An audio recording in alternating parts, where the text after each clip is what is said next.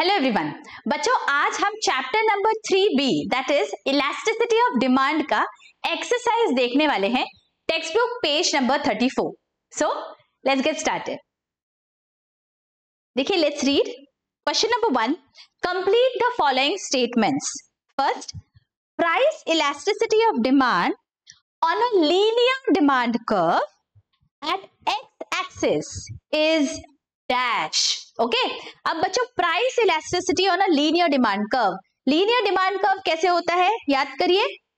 Linear demand curve is like this, right. जो straight line होता है उसे हम लीनियर डिमांड कर्व कहते हैं। This is our x axis and this is the y axis, right. याद करिए पॉइंट या geometric method of measuring price elasticity, उसमें हमने क्या देखा था that price elasticity on a linear demand curve at x-axis.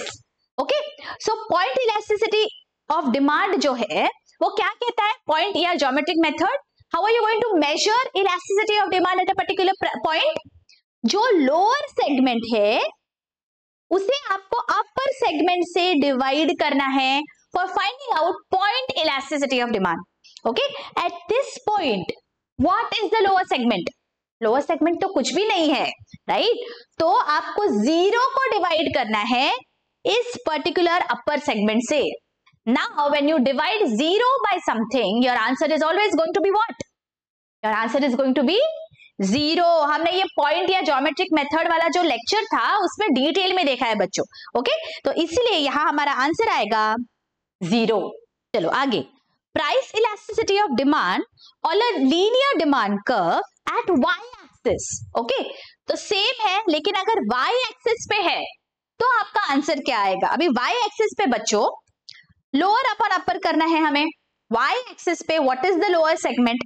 This entire portion is lower, right. और upper segment में क्या आएगा? There is nothing, no, upper segment में कुछ भी नहीं है, राइट। तो अपर सेगमेंट में जीरो है।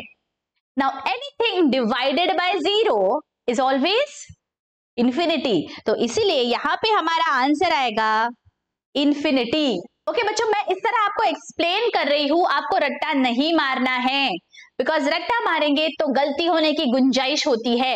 For 1 second try to visualise, check करो कि जो आप लिख रहे हो वो सही है या नहीं। इस तरह से आपको ये जो पॉइंट इलास्टिसिटी वाला कर्व है ये आपको विजुअलाइज करना है, so it will be easier for you to write in the examination. ठीक है, तो यहां पे एक्स एक्सिस पे ED is zero and y axis पे ED इज इंफिनिटी। ऑलराइट, आगे demand curve is parallel to x axis in case of dash. Parallel to x axis मतलब ये हमारा जो एक्स एक्सिस होता है इसे पैरेलल मेरा डिमांड कर्व होना चाहिए। कब होगा? मतलब प्राइस तो सेम है लेकिन डिमांड इनफिनाइट है, तो इसे क्या बोलेंगे? इसे बोलेंगे perfectly elastic demand, right?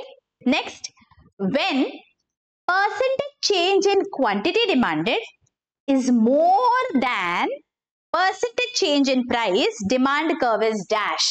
जब percentage change in quantity ज्यादा है percentage change in price से, इसका मतलब this is relatively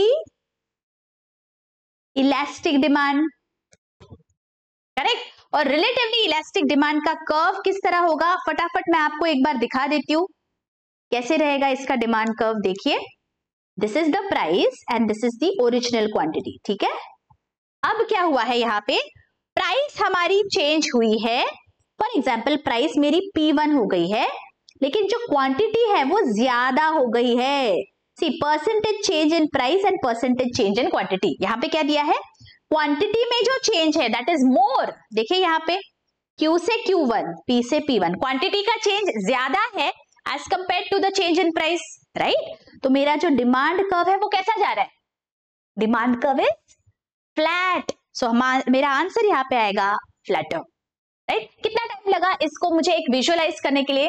1 minute, right. But if you do this it will be easier कि आपको गलती नहीं हो। Okay, very important, because objective type question में आपने गलती कर दी तुरंत आपका 1 मार्क चला गया फटाक से, तो वो हमें नहीं करना है। ओके, और जब आप बहुत प्रैक्टिस करोगे तो इस तरह डिमांड कर्व आप फटाफट बना सकते हो बच्चों।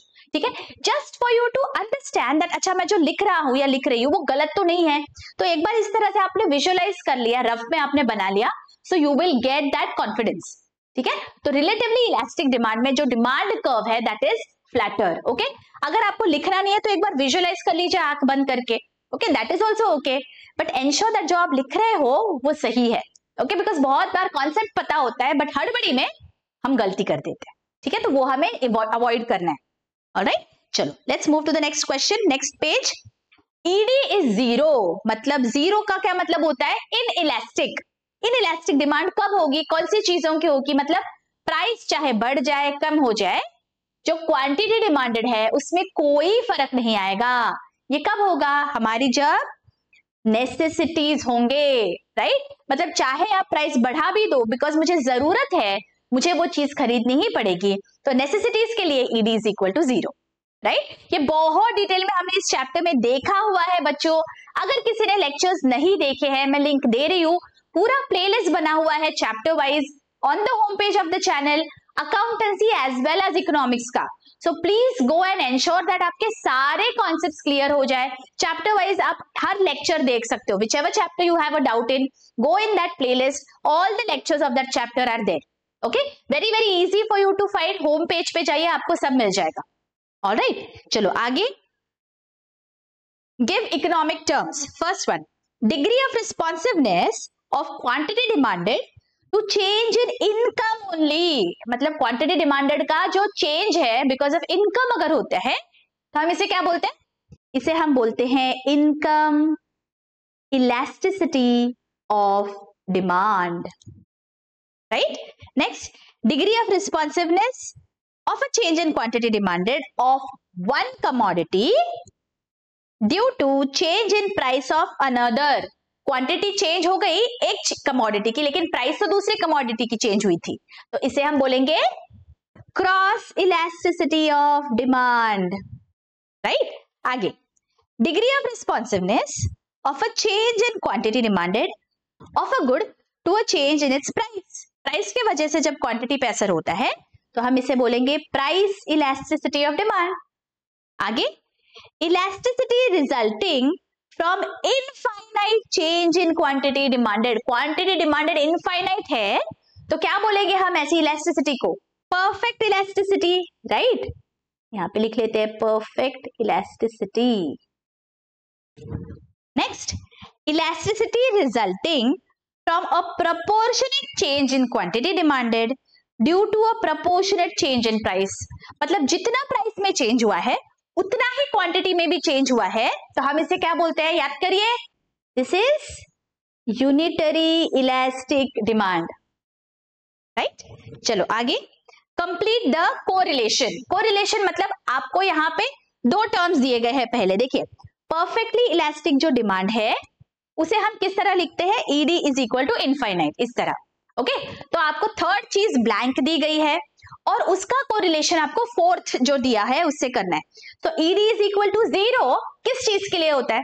अगर परफेक्टली इलास्टिक के लिए ED is equal to infinity, तो ED is equal to zero ये किस चीज के लिए होता है?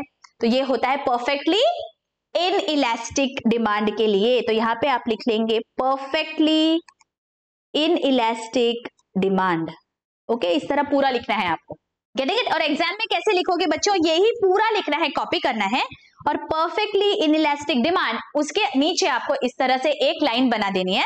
So you know this is the blank that you have filled in, okay. आगे, रेक्टेंगुलर हाइपरबोला, उसके आगे ब्लैंक है और आपको कोरिलेशन देखिए क्या दिया है? Steeper demand curve relatively inelastic demand, okay. तो जब रिलेटिवली इनइलास्टिक डिमांड होती है मतलब जो चेंज इन प्राइस है उसके कंपैरिजन में change in quantity demanded is less, okay, so that is the reason. तो जो डिमांड कर्व है दैट इज स्टीप, ओके। तो यहां पे हमें दिया गया है रेक्टेंगुलर हाइपरबोला जब डिमांड कर्व होता है वो कब होता है?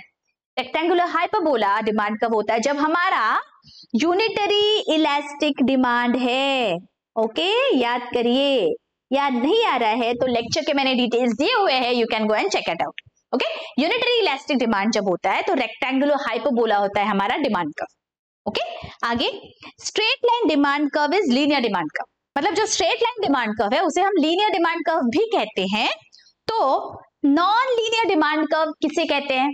नॉन लीनियर मतलब ये इस तरह दिखता है, so that is convex to the origin. तो यहाँ पे आप लिखेंगे कॉन्वेक्स टू दी ओरिजिन, जो होता है डिमांड का, that is non linear demand का। ओके, आगे पेन एंड इंक, उसके आगे डैश है, and tea and coffee are substitutes. Tea and coffee are substitutes of each other, और pen and ink go hand in hand, right? तो pen है तो ink भी चाहिए आपको, इंक है तो पेन चाहिए आपको, इसका मतलब दे आर कॉम्प्लीमेंट्री। तो यहां आप लिखोगे complementary goods. Next, ratio method. Ratio method में आप ईडी किस तरह लिखते हो? ED is percentage change in quantity upon percentage change in price, right? तो ED is equal to lower segment upon upper segment. ये कब लिखते हो, ये कब कैलकुलेट करते हैं? इस तरह हम पॉइंट मेथड में, या ज्योमेट्रिक मेथड भी कहते हैं इसे, याद करिए, पॉइंट और ज्योमेट्रिक मेथड। ओके, इस तरह से कैलकुलेशन होता है, लोअर अपॉन अपर। क्लियर? अच्छा, आगे असर्शन एंड रीजनिंग। अब ये किस तरह से लिखना होता है बच्चों? देखिए, असर्शन मतलब आपको एक स्टेटमेंट दिया जाएगा और रीजनिंग के लिए एक और स्टेटमेंट दिया जाएगा। तो आपको यहाँ पे 4 ऑप्शंस होते हैं। सबसे पहले तो आपको क्या करना है, assertion you have to read, reasoning you have to read. Assertion on its own सही है या नहीं है आपको देखना है, रीजनिंग ऑन इट्स ओन सही है या नहीं है देखना है। Okay, and also you have to understand whether जो रीजनिंग वाला स्टेटमेंट है is that an explanation to the assertion वाला स्टेटमेंट। हम एग्जांपल देख लेते तो आपको इजीली समझ जाएगा मुझे क्या कहना है। पहले तो दोनों स्टेटमेंट्स को आपको इंडिविजुअली देखना है वेदर दे आर ट्रू और नॉट। ओके, सो असर्शन वाला स्टेटमेंट देख लेते हैं। Elasticity of demand explains that one variable is influenced by another variable, right? Elasticity of demand में यही देखते हैं ना हम, that demand जो है वो किसके वजह से चेंज हो रहा है, कौन से वेरिएबल के वजह से चेंज हो रहा है, राइट? तो ये एक्सप्लेन करता है इलास्टिसिटी ऑफ डिमांड। तो is this true? Yes it is. तो this statement is true, assertion true है। अब रीजनिंग देखते हैं। The concept of elasticity of demand indicates effect of price and changes in other factors on demand। जो elasticity of demand है वो क्या कहता है? that because of changes in price, because of changes in other factors, demand पे क्या असर हुआ है? क्या ये statement सही है? of course ये statement भी सही है, right? so दोनों statement individually correct है। okay, अब हमें तीसरी चीज ये देखनी है बच्चों, that जो reasoning का statement हमें दिया गया है, ये जो रीजन है, is this an explanation to this statement? मतलब पहला स्टेटमेंट क्या बोला गया था? Let us read it again. पहले हमें बोला गया elasticity of demand explains whether one variable is influenced by another variable. इसका एक्सप्लेनेशन है क्या second statement? Let us see. The concept of elasticity of demand indicates effect of price and changes in other factors on demand. Can I say that ये जो reasoning है, this provides an explanation to this assertion? Can I say that? Yes, it is in this scenario. Yes, right? तो इसका मतलब A statement true है, B statement भी true है, and B is an explanation to A, right? तो let us see ऐसा कौन सा हमारा alternative है। So alternative number, देखिए alternative number 3, both A and R are true and R is the correct explanation of A. Understood? Assertion और reasoning में ये देखना है हमें बच्चों, 3 चीजें। पहली चीज, whether जो assertion है on its own वो सही है क्या, whether जो reasoning है on its own वो सही है क्या। Okay? One can be true, one can be false, both can be false, both can be true. ठीक है? And thirdly हमें चेक करना है whether जो reason बोला गया है, whether that provides an explanation to the assertion वाला statement। सिंपल, ठीक है? ओके, चलो नेक्स्ट देखते हैं। assertion है a change in quantity demanded of one commodity due to change in the price of other commodity is cross elasticity। ये true है ना, क्रॉस इलास्टिसिटी का यही मतलब होता है। तो assertion तो सही है। अब रीजनिंग की ओर बढ़ते हैं। changes in consumers income lead to a change in quantity demanded। अगर हमारा इनकम चेंज हो गया तो हमारा क्वांटिटी डिमांडेड चेंज होगा। क्या ये सही है? ऑफ कोर्स ये भी सही है, तो इसे भी मैं ट्रू लिख लेती हूँ। अब जो मेरा असर्शन था, असर्शन क्रॉस इलास्टिसिटी के बारे में था, तो जो मेरा रीजनिंग है क्या वो असर्शन के स्टेटमेंट को एक्सप्लेन करता है? मेरा रीजनिंग क्रॉस इलास्टिसिटी के बारे में तो है ही नहीं ना, तो एक्सप्लेन नहीं कर रहा है वो क्रॉस इलास्टिसिटी को। तो यहां पे मैं ऐसे बोल सकती हूँ बच्चों दैट मेरा असर्शन और रीजनिंग का स्टेटमेंट ट्रू है, लेकिन जो रीजनिंग है that is not an explanation of the assertion, right? तो मेरा यहाँ पे आंसर आ जाएगा B. C both A and R true but R is not the correct explanation of A. आगे चलो, assertion and reasoning. Assertion है degree of price elasticity is less than 1 in case of relatively inelastic demand, right? जो price elasticity है वो less than 1 होती है अगर inelastic demand है आपकी तो। And next, right? तो इसे मैं true कर लेती हूँ। आगे, change in demand is less than change in price. When change in demand is less than the change in price, हम इसे क्या बोलते हैं? हम इसे बोलते हैं रिलेटिवली इनइलास्टिक डिमांड। तो ये स्टेटमेंट भी ट्रू है and this is providing an explanation to the assertion, correct? तो इसे हम बोलेंगे A and R both are true and R is an explanation of A. Third answer. अगर लेक्चर यहां तक अच्छा लग रहा है बच्चों, please hit the like button और कमेंट जरूर करना बच्चों। I am taking these efforts just so that you all are able to understand that how you should attempt these questions in your exams. If you appreciate my efforts, do hit that like button and do share with your friends and colleagues. Thank you so much. चलो आगे, distinguish between first relatively elastic and relatively inelastic demand. तो इस तरह से आपका distinguish between दिखेगा बच्चों। Let us see one by one. Relatively elastic demand क्या होती है? Meaning when proportionate change in quantity demanded of a commodity is greater than the proportionate change in price, it is called relatively elastic. And it's the opposite. When proportionate change in quantity demanded is less than proportionate change in price, it is relatively inelastic demand. ठीक है? तो कैसे दिखाते हैं? जब ज्यादा होता है relatively elastic, ED is greater than 1 और inelastic के लिए ED is less than 1.